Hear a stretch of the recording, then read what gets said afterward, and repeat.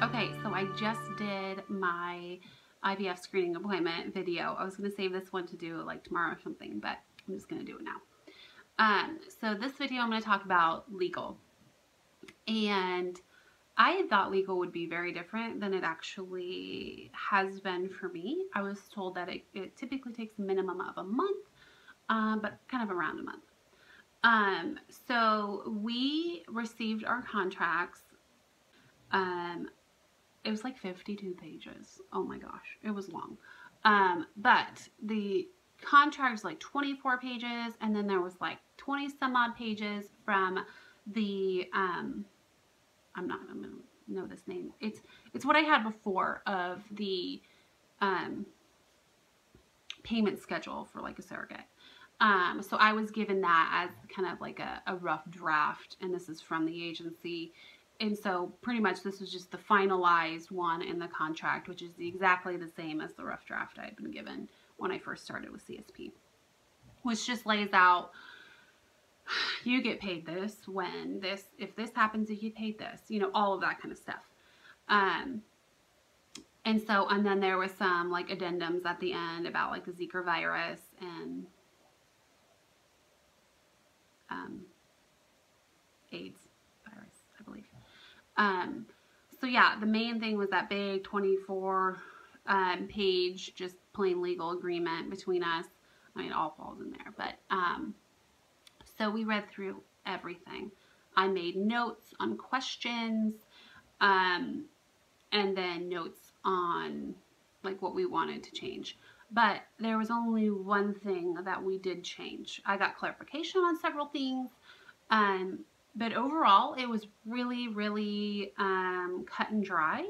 There was a few things where like all the legal speak was like, what are they trying to say? Like, I think he's trying to say this, but I just want to make sure that this is what he's saying.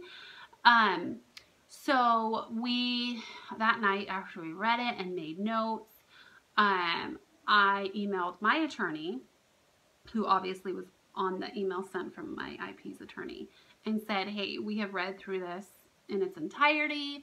We are ready to talk to you about it because we are ready to go. And I know my IPs are too. So he got back to me the following morning, because again, this was late at night. He got back to me the following morning. Great guy. And we scheduled a call for that afternoon to go over everything. We were on the phone for like, I think an hour and a half, maybe hour 45 minutes. And I think we could have done it in an hour, but we were just more chatting, because he's a great guy. And so we went over every single thing, read the entire thing together. I was able to get clarification on all the areas. The vast majority of areas of clarification in which I needed were when it came to listing out, I should have like had it right here. Just listing out the things you can and cannot do during pregnancy.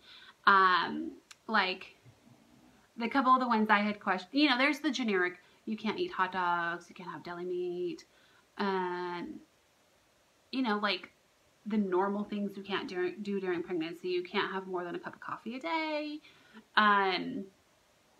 things like that. And pretty much like that whole list that I was talking about, there's a couple other things on there.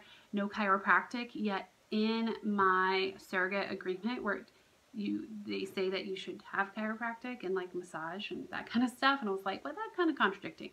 And he said pretty much that whole list is, you just need to get it approved by your doctor.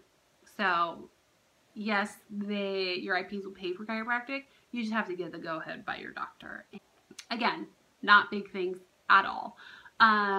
So yeah, he went through the entire agreement. We got some clarification on the different like legal speak, and we're fine with that. Like, this is all the stuff kind of we knew going into it. Like, we knew, you know, the agency had told us, and like all of these things to have already thought through before we even got the legal agreement. So there was no surprises in there at all. There was just kind of like a couple funny things, like the essential oil. I was like, really? Of all the things to be worried about, you're worried about essential oil? But again, it's a standard agreement. So anyway, yeah, that was pretty much it. We went into this legal process knowing that we were gonna put in one thing, and that is the one change that was made to the agreement. And I talked about this in one of my last videos about termination.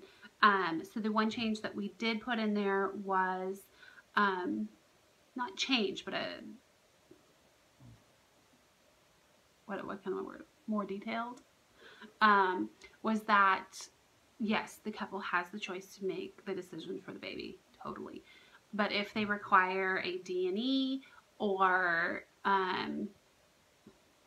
if they're choosing to terminate at any stage, 16 weeks and further, I request a induced delivery and not a D&E, not an abortion. Because in my mind, just my personal ethics and beliefs, that is such a huge distinction for me and my husband.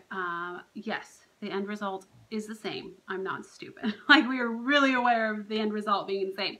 But for us, there is a very big distinction in the process in which it is done. So that is the one thing that we did put in there. The parents have the choice. But if it is 16 weeks or further, that we would require it to be a induced delivery as opposed to a D&E or abortion. And we got that 16-week deadline from talking to the IVF doctor of